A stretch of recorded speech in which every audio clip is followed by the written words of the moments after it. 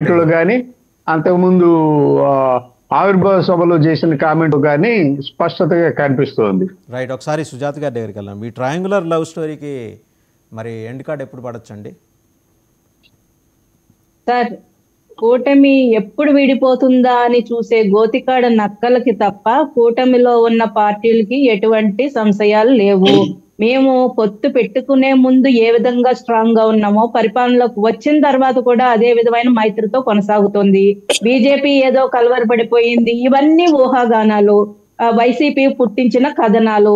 మొన్న జరిగిన P4 సభలో చెప్పిన మంచంతా వదిలేసి పట్టుకుని లాగారు.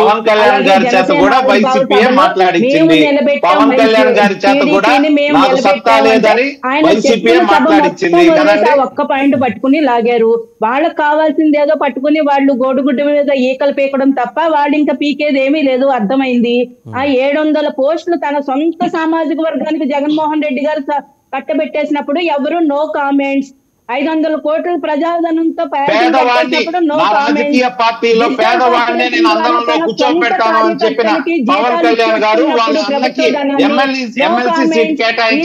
ప్రజల కోసం ఒక పథకాన్ని తీసుకొచ్చి కొత్త ఆలోచన తీసుకొచ్చి చెప్తుంటే మాత్రం ఏదో కలవరి పడిపోతున్నారు.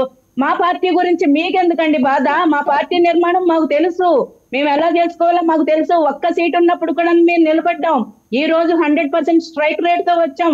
ముందు పార్టీ ఎదుగుతూ ఉంటుంది. దేశంలో చరిత్రలో చూసుకుంటే ఎన్నో పార్టీలు పొత్తులతోటి ఒక్కొక్క మెట్టు ఎదుగుతుంటూ వచ్చింది. ఇటు టీడీపీ కానీ కాంగ్రెస్ కానీ కొన్ని సీట్లు పెంచుకుంటూ అధికారంలోకి వచ్చారు. 11కు పడిపోయారు. మీరు వేరే పార్టీ నిర్మాణం గురించి ఏం మాట్లాడతారండి? వేరే పార్టీ నిర్మాణం గురించి మీరేం సలహాలు ఇచ్చేస్తారు?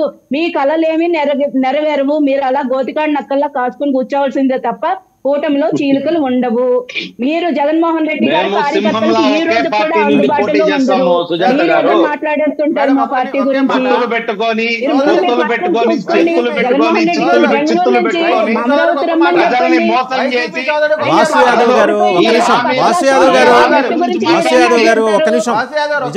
విజయ్ కిరణ్ మాట్లాడతారు ఒకసారి. మేడం, ఇప్పుడు చెప్తానండి, పవన్ కళ్యాణ్ గారికి వైఎస్ఆర్ కాంగ్రెస్ పార్టీ అధ్యక్షుడు జగన్మోహన్ రెడ్డి గారికి మధ్య ఉన్నటువంటి డిఫరెన్స్ ఇక్కడ చెప్పాలా?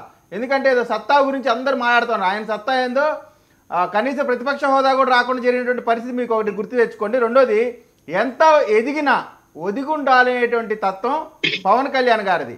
151 సీట్లు రాగానే అహం తలకెక్కి రజనీ వైనాట్ 175 అన్నారు కదా. కనీసం ప్రతిపక్ష హోదా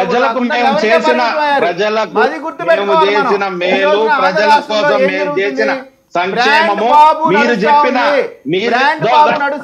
మేము ప్రతిపక్ష హోదాకి రాకపోవడానికి కారణం మీరు చెప్పిన ఈ అబద్ధాల పుస్తకం, మీరు చెప్పిన ఈ అబద్ధాల పుస్తకం, మీరు చెప్పిన మీరు ముద్రించిన ఈ అబద్ధాల పుస్తకం. పార్టీలో ఉన్నటువంటి సీనియర్లకి ప్రజలు మీరు చెప్పిన మాటలకు మోసపోయారు.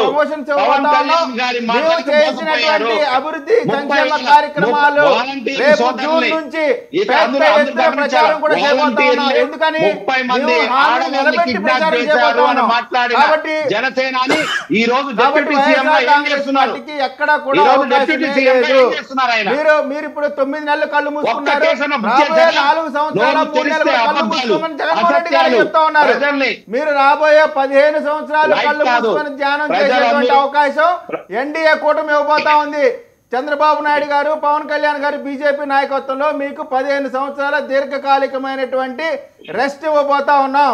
ముఖ్యమంత్రి ఎవరవుతారనేది కాలం నిర్ణయించింది. దాని గురించి ఇప్పుడు పెద్ద డిబేట్ లేదు. మాకు కూడా ఎక్కడ డిఫరెన్సెస్ లేవు. చంద్రబాబు నాయుడు గారి యొక్క బ్రాండ్ ఇమేజ్ ఈ రాష్ట్రానికి అవసరం అని బీజేపీ గుర్తించింది. పవన్ కళ్యాణ్